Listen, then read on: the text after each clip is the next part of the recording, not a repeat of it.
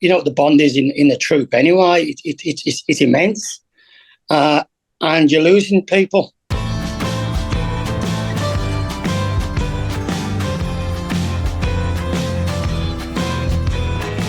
Why aren't all those people saying, Johnny, we're on your side? Until people start taking charge of their own personal power.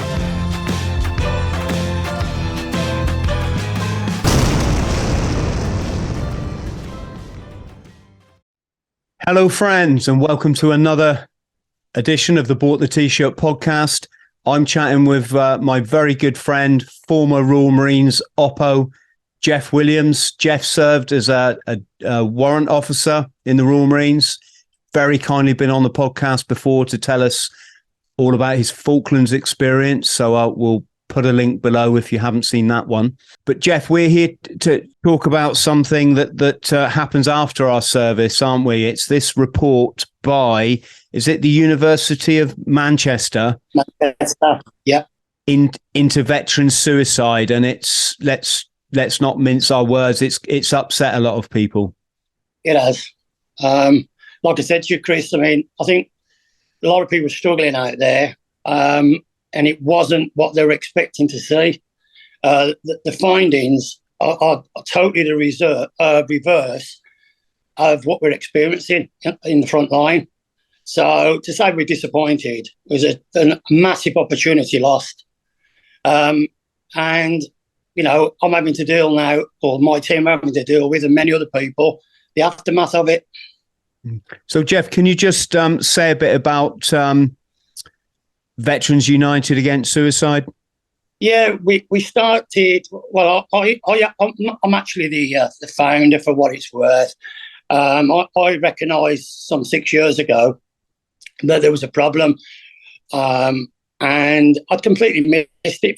If I'm honest, one of our brothers took his life, and I was just shocked. And as you can probably remember from your service, Chris, it was something that was never happened. And all of a sudden, a Royal Marine had committed suicide. And I was quite taken back by it. So I did a bit of backroom research and found out that it was a little bit more commonplace than I thought, especially in the aftermath of Afghanistan, and the toil that took out of our troops across the board. And spoke to a few veterans friends and said, look, you know, what's going on? It seems like we've missed something here that's key and really important to the veterans community. And on the back of that conversation, myself and Simon Marion started Veterans United Against Suicide. And it's, you know, it's a group of people, like-minded people that want the best for veterans and try and reduce the losses, which are astronomical. We challenged the government to get their viewpoint on it and whether there were any statistics or anything that we could tap into. And the answer was we don't keep any statistics on veterans. They do on the serving, obviously, there's a report line there. But once you leave the military, as so many people will testify, you lose your identity somewhat. And so many people slip through the net. And especially with the amount of people who are being exited from post-Afghanistan with mental health issues. Because, like I said, I think that war took an awful lot out of a lot of people, and it wasn't acknowledged. And we as a government, as a country, were taken by surprise at the ferocity of the fighting. Obviously, the losses we incurred, and not just the losses, you know, just traumatic events like your friend being shot or blown up. You know, it's hard to bear. And on the back of that, I set up, I think it was Gavin Williamson, actually. I said to him, like, you know, can I have these figures? He said, there aren't any, which I was shocked. I didn't know that. So I said to him, you've got no veterans figures? He said, no. I said, so how can you tell me that we're on par with the rest of the populace in the population in the UK? And what they're doing is they're just taking the serving and not the veterans. So I challenged him. He said it was too difficult to do. And he couldn't ask the coroners to actually record these figures. And I just said, why not? Simple enough. Everybody knows if a person's a veteran, it might be a few slipped through the net, but generally speaking, the family know whether the person served or not. Their friends do. And it wouldn't have anything to do with it. He just said it didn't exist, or, it was a figment of my imagination, basically, which I was really offended by. So we found ourselves without my statistics. No, let's go back a bit, sorry. With regards to the statistics, I challenged him and said, if you're not recording them, Gavin, then I'll record them. And my team of 3 started recording the veteran suicide. And we were shocked at the numbers. For example, the first year, let me just check the figures, was 86 military people committed suicide. And I've got to be honest with you, I just couldn't believe it. And it's been around about that figure for the past 5 years. And we've been tirelessly collating these figures, verifying them all, going to great lengths to speak to people to make sure that they're quantified. But what the government falls behind, Chris, without going off on a tangent, is because they're not recording them, it's not a problem. And we all know, every single veteran that I speak to knows that there is a veteran and serving suicide problem, but the government would not acknowledge it. So I say we started collecting them, and we've continued to collect them since. And they see it as a thorn in the side. It's not meant to hit them with. It's a reality pill. This is the situation. Please do something about it. Are you saying that you're happy for us to lose 86 people a year, and not to be seen to be doing anything about it? So that's why I set it up. We've been helping people, signposting people in the right direction, and we've encouraged an awful lot of people to reach out. And also a lot of groups have started up on the back of us sticking our head above the parapet and saying, this isn't good enough. Yes, and we mustn't forget as well, Jeff, that we're not just talking suicide here, are we? We're talking that veterans make up the biggest percentage of the homeless community. So how many have died on the streets or will do this winter? We're talking that veterans make up a significant statistic in mental health. Yeah. And also alcohol, substance abuse, by which I include alcohol. It is a huge issue. I think that a couple of things I wanted to say. I heard after the Falklands conflict that more veterans committed suicide after the Falklands than were killed down there. Yep. So that, I think that should tell us all something about the nature of conflict, or the nature of war. And of course, you mentioned something about the lads in Afghanistan, and one thing we have to acknowledge about that conflict was the reasons that we went into it. Imagine giving your all in a conflict and losing your buddy, your best buddy, your oppo, your troop commander, and then going home and thinking, what the hell was all that about? It's an added thing that I think is putting pressure on the Afghanistan veterans. Not all of them. Some won't be aware of the precursors to that conflict. But I think that needs to be acknowledged. So this report, Jeff, what was disappointing? I have read it or I've seen the write-up at least. What do you feel was disappointing about it? So I think it's all completely opposite to what we were experiencing on the ground. To say that you're less likely to commit suicide if you're a youngster and having served in a operational theatre. It just doesn't make any sense to anybody that's ever served or ever been in a war of sorts, any conflict. Those people we're finding are at the top of the list. They are the ones that are struggling. I'm talking to people that are in middle of treatment at the moment, and the only issue they've got are things like you've described, their friends being blown up, the guilt that's attached to that, people that they trained with, people that, the bond is in the troop anyway. It's immense. And you're losing people. And then to hear that the deceit, that's what gets everybody. It's the deceit of everything. Now, the figures are, 1, incorrect. 2, to say, like I said, that a young person that has been in conflict is less likely to commit suicide, it is not giving out the right message. People are out there that are struggling, holding on to life, speak to them every day, and they're telling me this, I'm making it up.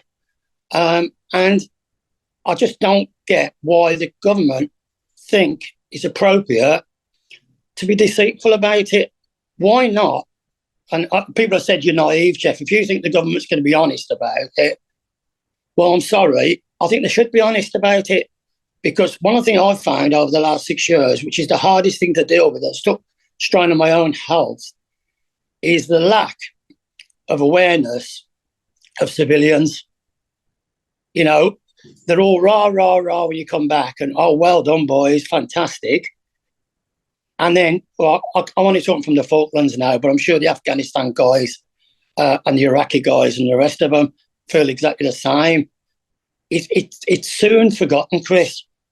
And this was an opportunity, a lost opportunity, paid by the government, by the public purse, to say, no, here's the truth. Now, let's put a programme together to rectify the problems that we've encountered. Because, as you're probably aware, Chris, is that how many people now suffer with mental health issues? It was never a topic. What's changed? And we haven't changed with it. We haven't got, Johnny Mercer spoke stuff about Up Courage. For the record, I'm part of Up Courage. I've been involved in the Up Courage process. And they're underfunded. It's a postcode lottery. Depends where you live to what treatment you get. And his own people that he's talking so highly about, obviously to keep them motivated, are demotivated because they haven't got the facilities. They can't give the guys what they need, because the MOD basically just turned around to the NHS one day and went, it's your problem, get on with it. And they just can't cope with the complexities of military grade PTSD. And I just, because I keep saying, why can't you just be honest? Say it as it is, and then we can deal with it. But by clouding it and turning it upside down and hiding it behind a smoke screen, it's not doing anybody any favours. No, and when you consider that military personnel go through an intense period of indoctrination into the military identity. Yeah. I think the wonderful Ben Griffin pointed this out. They don't say you've just shot a 15-year-old Afghan through the head. They say, in training, they say targets will fall when hit. And that intense identity, I'm a bootneck, I'm RAF Reg, whatever it might be. That's like the whole of your life while you serve. It's a big, big thing. Plus, you're looked after 24/7, healthcare. Just as long as you turn up and say, yes, sir. That's the wrong hand, by the way, folks. Say yes, sir, even when you don't mean it. No. Jobs are good on, Well, put it this way, Chris. 9 months to get a bootneck through the machine. Yeah. And then just to finish before I forget, Jeff, which I'm tending to do in my old age. My point is, you then come out and you realize you don't have that identity anymore. You're Joe Civvy, and nobody gives a shit. Most people I know don't even know, for example, who the Royal Marines are. They say, is that the Navy or something? Which yes, technically it is, but do you know what I mean? They have no idea, and that's fine. But you come out, you no longer have that support system, you no longer have that identity. Civvy Street is hard. As I found out, I've written 3 books about my challenges, and of course, what do you know? It's very tempting then to turn to the substances and the alcohol. And then, of course, you know, the missus ups and she's, honey, I can't take this anymore. I'm off with the kids to the mothers, right? So you're on your own. Then the bills are coming in and you're just like, I'm not used to dealing with this shit, you know? And you can see how the spiral sets in. Definitely. In addition, I just want to say this, civilians don't have to deal with the incredibly complex veterans community, which for the most part is filled with lovely people like yourself, Jeff, who wouldn't say a bad word about anybody. But we have to admit, not everyone's like that, are they? There's some very, very bitter, twisted egomaniacs. And I see some of the bile online that, for example, one Marine will say about another online during a mental health epidemic and veteran suicide. And we're wondering why we're losing people. I think all the forces need to look inside, and it needs to become a part of our ethos. You never slag off a fellow veteran. Doesn't matter what, if you ain't got something good to say, shut the hell up. Yeah, so the notion, having with what I've just said, that we're no more at risk than a Premiership footballer, it doesn't make sense. Doesn't make sense at all. And you say Johnny Mercer was behind the commissioning of this report? Yeah, Johnny Mercer. He sent the report off. He asked for the information, and he since it's come back. I mean, he's been their champion of promoting it, because you know what Johnny Mercer's like. Every opportunity he gets in front of a camera, you know, he takes that opportunity to the full. And there's lots of things he's championing at the moment. And again, I'm not slagging Johnny Mercer off. I think I said to you before we started, Chris, that the thing I feel for Johnny Mercer, I've offered him my assistance, which is immense. I have been in the front line for 6 years now, and I've offered him my support and my help, and he's refused to even contact me, which I find unbelievable. He surrounds himself with people that will toe the party line and not actually say the truth. But the thing that I feel for him is he's treading a very thin line. He has to be supportive of the system, but he wants to be seen as everybody's friend as well on the veterans side. And it's a possible tightrope to cross. And I think he gets no support from his colleagues in the House. There's so many veterans. I had a list actually of all the veterans that actually are in the House, and it's quite surprising. It's over 20, maybe 30. Why aren't all those people saying, Johnny, we're on your side, we'll help you push these things through? But one man's voice in that House shouting the veterans' cause, and on many occasions he said, quote, this House has let the veterans down. He's actually said it. So he knows, but the rest of them... Let's be honest, that House has let the military down over the last 20 years. We all know that. Yeah. Did you feel that Johnny had a vested interest in the report coming out this way? He's actually stated it after the report, Chris, to be fair. This is what they expected to find and all the rest of it. No acknowledgement that... First, I mentioned it actually, but the report only got data up to 2018, which by coincidence is when we started our figures. So we've got comprehensive figures from 2018. So the report is out of date to start off with. It's unbelievably out of date. And we're going to use that as a baseline to start, 5 years, 6 years beyond where we actually are.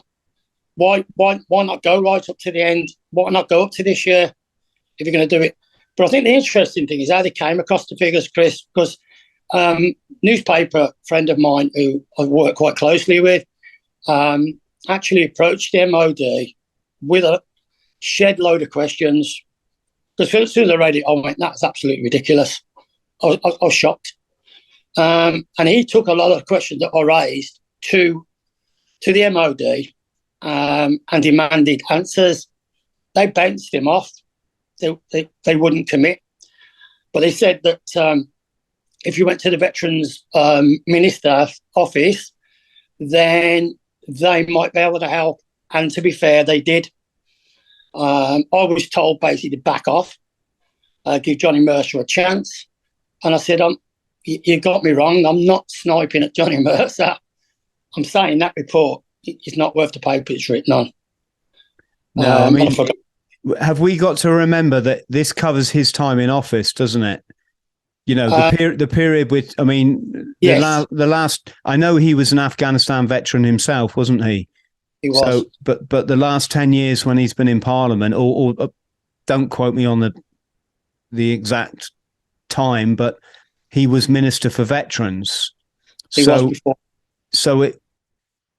I'm just trying to think what the slant on or the pressure on this report court could be.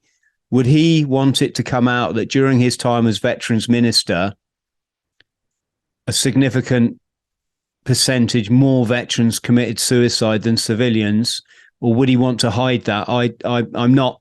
I'm just raising it because, you know, it's an adult debate. I'm not accusing him of anything, no. But this is the shenanigans that we know goes on in the, you know, in the halls of power. I read in that report they said they're not at any more likelihood of substance and, you know, drinking substance abuse than the general public. Well, again, I find that, I know in the drinking culture in the military, which apparently is tapered off now. Apparently young men don't go out anymore. They sit in on their Xbox, you know, which is not like our day where you went out. As soon as you fell out, you went down Union Street. But again, that seems a bit suspicious, doesn't it? That what I meant to mention, Chris, was how they come across the figures, how they actually came to those figures, because that's the information that came back from the Veterans Ministry, and that was how they did it, which is beggars belief, to be honest with you. I'll say that stuff before I start. Is they sent to the university a database of every single person that had served during the period of that report. So you'd have been on there, and I'd have been on there, and they got those names. Then they went to the coroners and said to the coroners, right, how many suicides? And if your name appeared on that list and on the suicide list, that was one. Now, the first thing is they're not recording veteran suicides, the coroners, and it's over the last five years, it's been 5 veterans have died to everyone serving. So in my brain, it goes, well, then the figures are 5 times larger than they're making out because they haven't got the veterans figures. There are a few, but there aren't many. Also, you know, it's completely turning their outcome upside down. And that's why they've got it wrong. The other thing is, if you speak to Nathan Hunstad, he'll tell you it took him 3 years to get a verdict from the coroner. So there's all these people that are out there that have lost sons and daughters, mums and dads, whatever, waiting for 3 years for an outcome. And a lot of the times, they don't record suicide, they'll say accidental death. If there's any doubt whatsoever, it won't be put down as suicide. Yet we know from talking to the guys who serve with these people, or even the family on most occasions, oh yeah, he was in the woods and he was hanging. Now that, I don't need to be told, and we shouldn't be having to debate the fact that that's suicide. But because of the sad situation we're in, we've actually got to look at every single one of them and say, yeah, that was a suicide. The word suicide is just taboo. But to do it that basically, and then hang your hat on that is actual factual. That's what the government's going to quote for the next 20 years. We did a study with Manchester University, and this was their outcome. Very similar to one that happened 20 years before. Jeff, it's criminal, but, I've never voted. When I came of age to vote, I was already old enough to realise excuse my French, it's all a crock of shit, right? These are just puppets for their, elitist masters, although elite's not an appropriate description. We just look at the last 2.5 years, the fiasco, locking people in their homes, people losing their jobs just because they chose they chose a health option that wasn't the one that the government wanted them to do. And now we're seeing an awful fallout from the last 3 years in terms of people like literally hitting the pavement. And I don't see any resolution to any of this until people start taking charge of their own personal power instead of giving it away to these corrupt and phony people that they perceive look out for their welfare, when in reality they look after the $1 trillion bank accounts of big pharmaceutical companies and the military industrial complex, etc., etc. I'm saying this because I'm tempted to say to you, Jeff, what can we do about it? But I'd feel disingenuous, because I know until people take back their power and stop going down that stupid voting booth thinking if you vote red this year, job's going to be a good one. And then you realise, actually, and then, you vote blue the next year. It's all, no, shall I go red or blue? What an utter crock. I would like to see, we saw one investigation into Blair and his Iraq, taking us into Iraq, and what a whitewash that was. Guys still walking around scot-free. Obviously, we've not seen a single investigation into those events in New York and Washington 20 years ago, and who was behind it. The reason we didn't is George Bush declared it an act of war, right? That cuts off any under, US Congress or whatever the term is, that cuts off any. So we saw no air crash investigations, no forensic investigation, no criminal investigation. But CNN told us it was a guy in a cave that single-handedly brought down the whole of the USA. I'm saying this, Jeff, not to sound bitter or anything. I've made my peace with all this. I live a spiritual life, and that's why I wake up every day in paradise, even when I have challenges. And we chatted about my challenges earlier, right? Yeah. And all I can do is encourage other people to follow that path and find your place in this universe, and not seek your identity in what you did in the military when you was 18, because that's a rocky road. Not to go and vote, because all they want to do is put your kids in slavery, and they're doing a bloody good job. They actually managed to lock the whole planet in their houses for the best part of 2 years. Right? I call that a very good psyop, right? But is there anything we can say, Jeff, that's not as dramatic as what I've just said? That obviously we always say, if you're a veteran out there or a serving member of the forces and you're struggling, you have to reach out. Okay. Yeah, you are massively loved. You just don't realize it. You are incredibly worthy. You've done amazing things. You passed all your training, for a start. Life can seem heavy at times, Jeff, can't it? It can. And I think one thing that, what we tried to do was put some answers on the table. because I don't want to be a person that's trying to, like say, shoot Johnny Mercer down. We've thought long and hard. We've debated it with many other groups, and what's coming out plain and clear is the best route of action is veterans looking after veterans. Yeah, because we can't rely on any support. It's just not been forthcoming. I was just giving an example. I mean, pride gets in the way, Chris, massively. I was speaking to a Royal Marines wife yesterday, and she was begging me to take on and chat to her husband, who was in total denial. He knew he was poorly, but he was not willing, one, to say, I'm struggling, because you can't help anybody if they don't go, I'm struggling, Jeff, I need some assistance. We can point you in the right direction. But his pride was getting in the way. I'm a Royal Marine, I should be able to cope with this. I'm a paratrooper, I should be able to cope with this. No, you've got no divine right to be able to cope with a situation that's a mental health issue that's been brought on mainly, I say mainly loosely, through service life. There are many where it's far more complicated than that. It goes back to childhood traumas and loads of different things.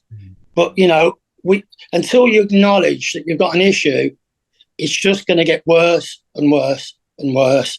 And the problem we've got, Chris, is once your usefulness as a serving person, probably better, use myself as an example. Once I left the military and marched out the gate, that was it.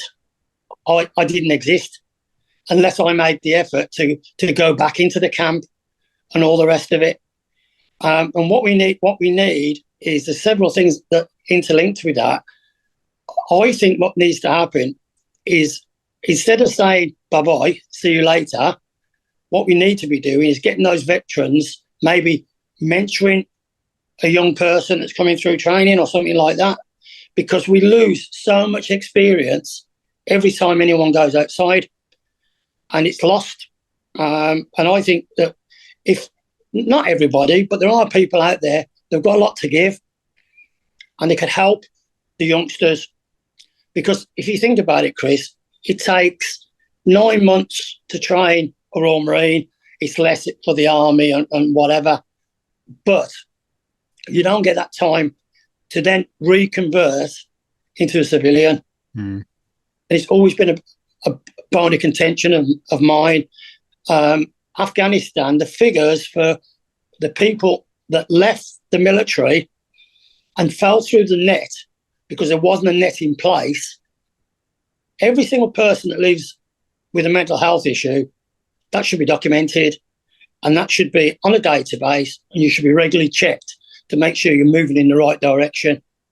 But what happens is you come out and you go wherever your family. If you're lucky enough to have a family, you go to your family. If you're not lucky enough to go to your family, you end up in some council flat somewhere, drinking yourself stupid, and then ended up what I call slow suicide. You know, people drinking themselves to death, which I call slow suicide. We don't keep those statistics. There's people then they get involved in criminal activities. And again, you can speak to many people work in this arena, the amount of military that are incarcerated for whatever reason. So all these people are slipping into the net. And we've got to find a way of catching them and getting them into the community, into the veterans community, and help them, because there's loads and loads we've helped. There's so many groups out there doing sterling work, doing work actually that the government should be doing. But, you know, we've recognised there's a problem. We've screamed and shouted about it, probably made ourselves unpopular in some quarters. But the bottom line is it's the truth. And until we embrace that truth, we're going to be in a situation that we're currently in, where we're losing in excess of 86 per year. I'm going to say one thing though, Chris, because I'm going to send you the figures obviously afterwards.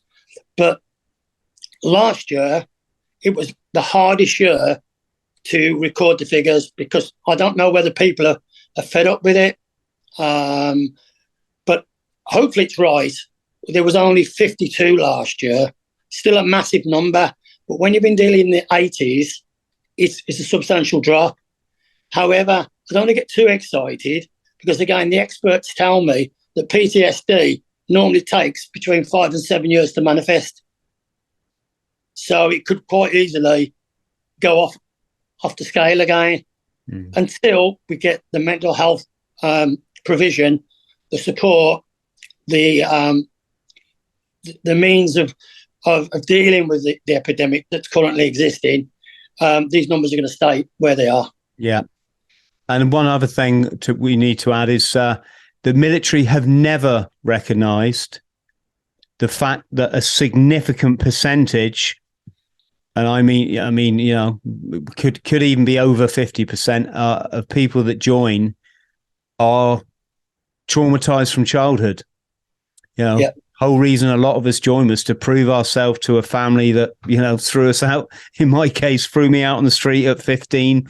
And then again at 17, I was living in a Renault 12 when I went to the recruiting office. Yeah. And this has never been acknowledged. There's something interesting in that report that said soldiers that have served for less than 10 years, by soldiers I mean service personnel, are more likely to take their own life. And I find that fascinating because I think people that have had traumatic childhoods grow up very questioning of things. And I think a lot of people are like me in the military. We did our time, you know, I saw active service. I went up there to Norway, you know, all this stuff, Jeff. I had an absolutely incredible experience. And I thought, right, that's enough for me now. This isn't, you know, this is not, I think you start to see the bullshit about a lot of stuff. Yeah. You start to see so-called elite servicemen that actually they're only still serving because they're scared to leave. You start to see people that will shit on you from a great height to protect their rank, etc.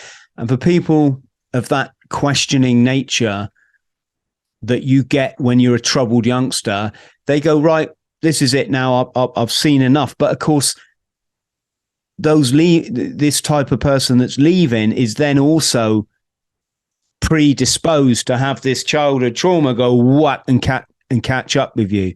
And if you've got a catalyst like losing a buddy in combat or you know, some unpleasant experiences, that, you know, that's the thing that sort of can really throw you know, that and the identity issue can really, there's a lot of work to be done, Jeff. There's a lot of work to be done, but I'm just going to say thank you very much for coming on the show again, Jeff. Always a pleasure. It's just, even though there's no easy way out of this until we stop war, right? The most emails I get now is from young men saying, Chris, I really wanted to join the Royal Marines, but looking at the last 20 years, I can't do it in all sincerity.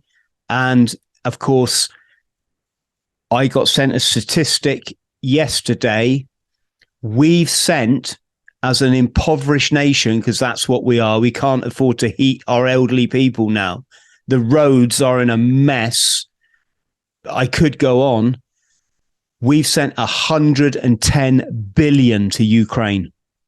That's your money, Jeff, and mine, right? That should be for looking after ourselves and our families, and they've sent that's just to Ukraine to fund the country. We sent another 10 billion to fund this ridiculous fabricated proxy war for the New World Order. And until people wake up and see it's all a load of horseshit, folks, you know, you're not joining for freedom. I wish I didn't have to say it. You ain't joining for freedom and democracy. You're joining now to serve the military industrial complex and keep humanity under, you know, behind invisible bars. So I just think, Jeff, you know, if we keep going the old school and keep calling every serviceman a hero, and we're fucking deluded. We're just deluded, and it's a shame. I know you know, I was one of the proudest things in my life was to join the Corps. Always will be, you know, always will be. But I see the lads now, and I get, you know, can we say some intelligence, and it's, you know, I hate to say it, but real men don't wear masks, folks. They just fucking don't. They read books and they learn stuff. They learn the nature of ill health. They don't. Disappointing, Jeff. Very disappointing. But anyway, I love you, brother. You're an absolute legend, Jeff. Stay on the line so I can thank you properly. Friends at home, I hope this just brings the issue out. That's all we can really do, isn't it? If you could like and subscribe, share the podcast, get this message out there. Whatever your view of you know, military veterans, whatever. We need to highlight that the government just lets us down, don't they? Time and time again. I mean, it's kind of like their job, but much love. Thank you. Yeah.